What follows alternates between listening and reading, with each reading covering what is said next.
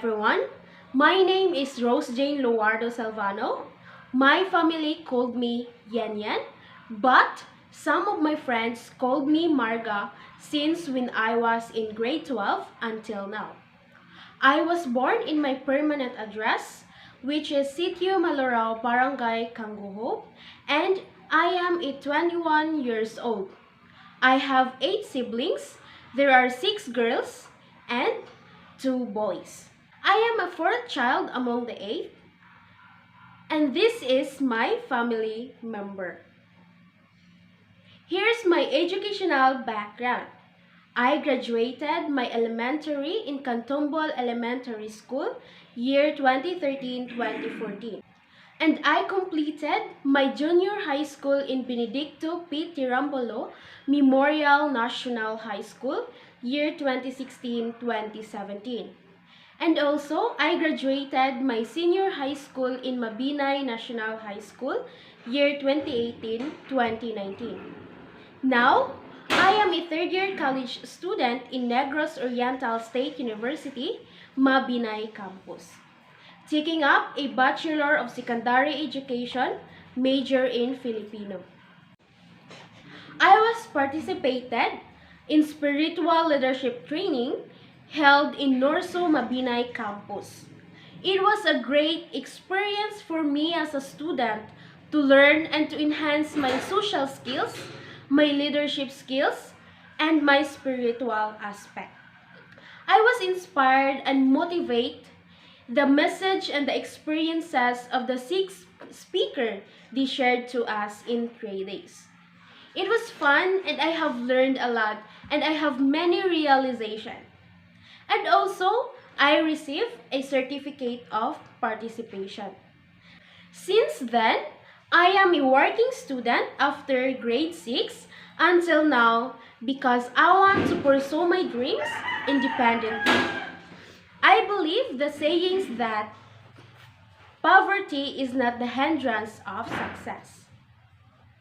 That's why I challenge myself to be an independent woman to pursue my dreams. So, today, I am going to share my knowledge, or should I say, my reflection about the 6 tasks that you gave us a few months ago.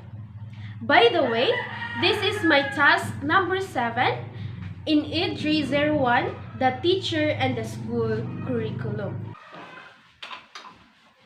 I reflect the entire task was given to us. It means a lot to me, from the very start down to the last task.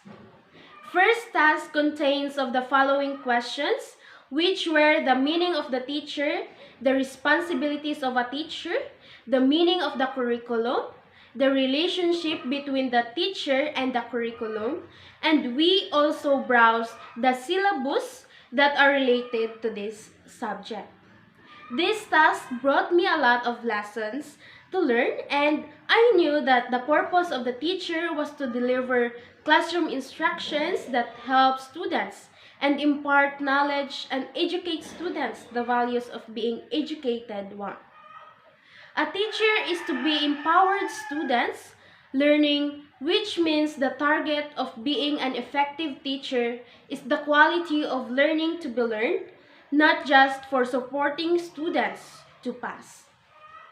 Build a positive learning community. It also promotes a positive communication, collaboration, and sharing for the benefit of the whole school. Kumbaga, you need to make an interaction with your learners so that they can share their ambiguous knowledge. Develop more expertise, and effective teachers learn on the go. If the students needs to enhance their skills in writing, then use your expertise to develop their skills.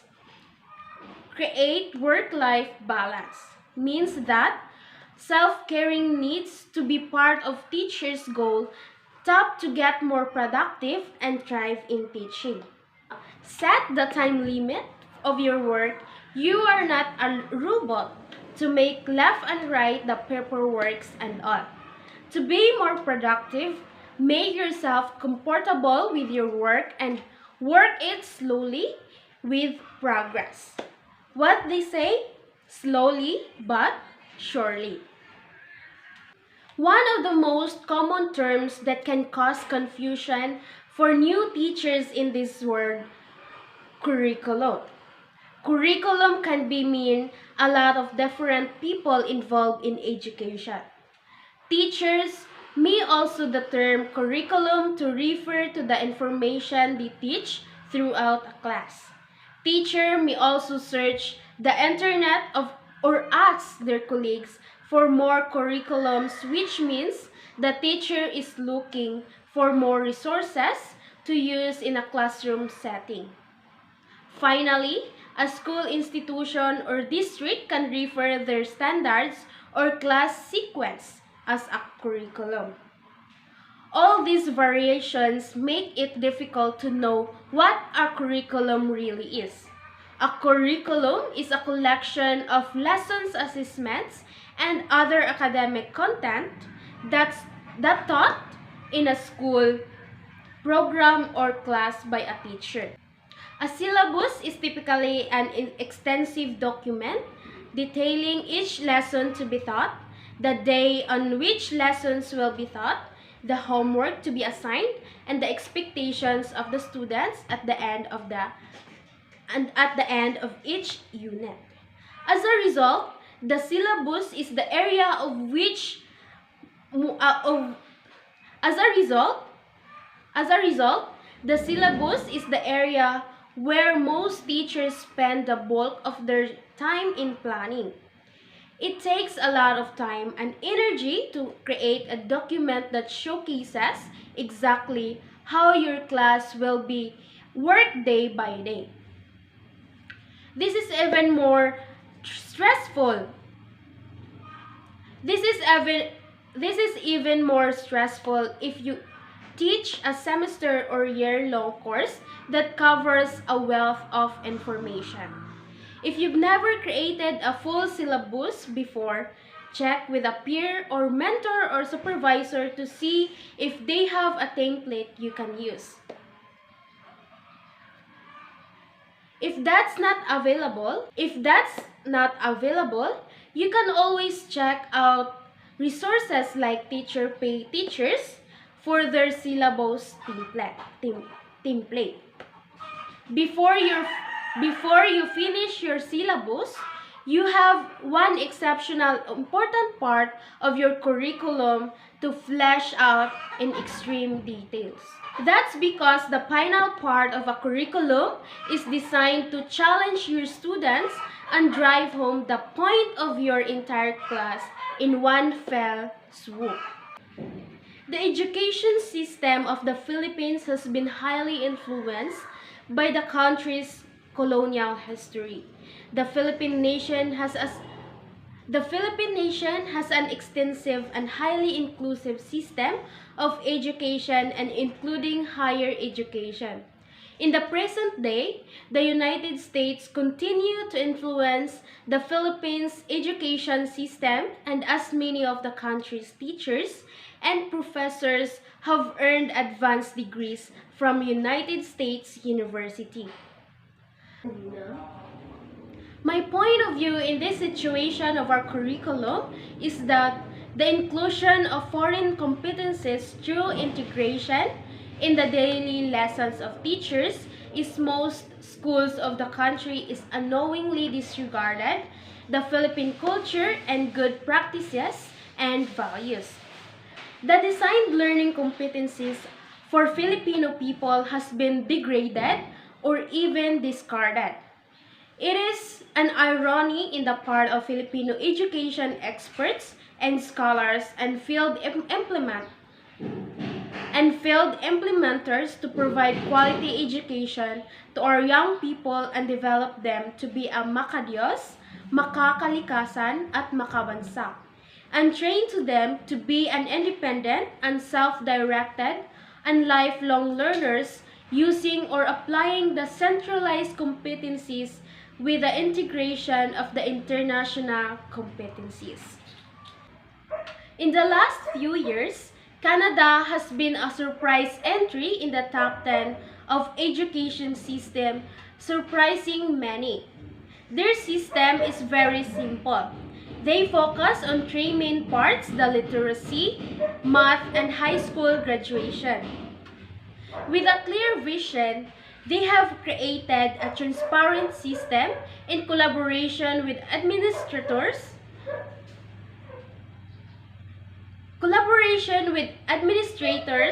teachers, and the union to create a curriculum and methodology that is successful.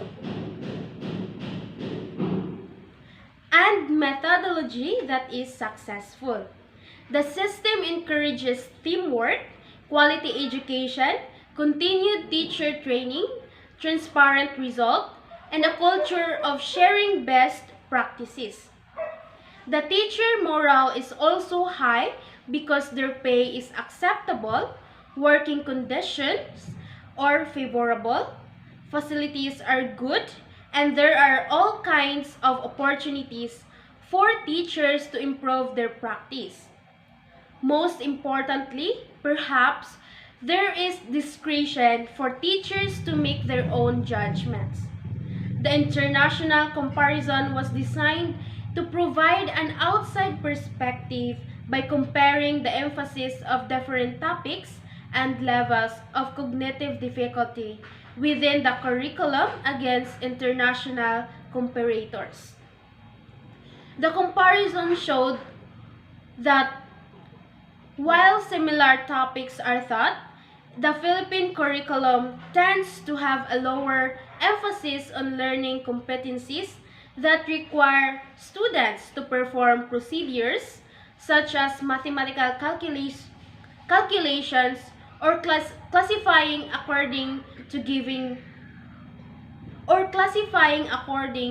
given criteria than comparator countries, and the Philippine curriculum also has a stronger emphasis on analysis and making connections outside thought situation.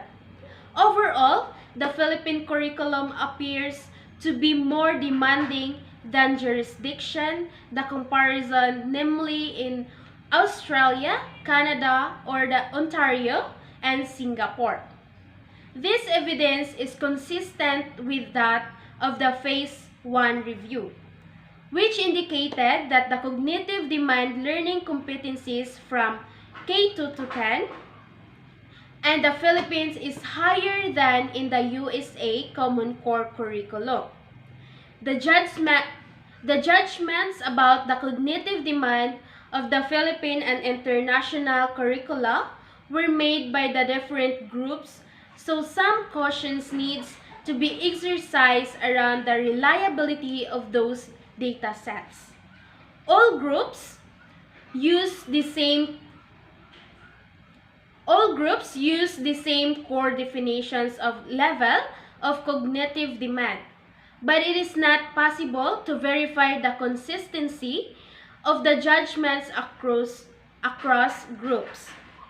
Despite these limitations, the trends were consistent across learning areas, and therefore consideration should be given the balance of cognitive demand for learning competencies within the curriculum. In the task number 5, in this task, it seems like the same situation that I experienced in the first 4 tasks we did. Because kailangan nating magsaliksik upang malaman ang mga iba't ibang impormasyon sa task na ito. Ang lahat ng task na ito ay isang hamon sa amin bilang isang mag-aaral upang magsaliksik ng mga iba't ibang impormasyon na kailangan naming sagutan ang mga tanong na ibinigay sa amin. Kaya kailangan naming i-google ng mataas na oras para makuha namin ang mga dapat naming para makuha ang aming layunin sa task na ito. That's all. Thank you.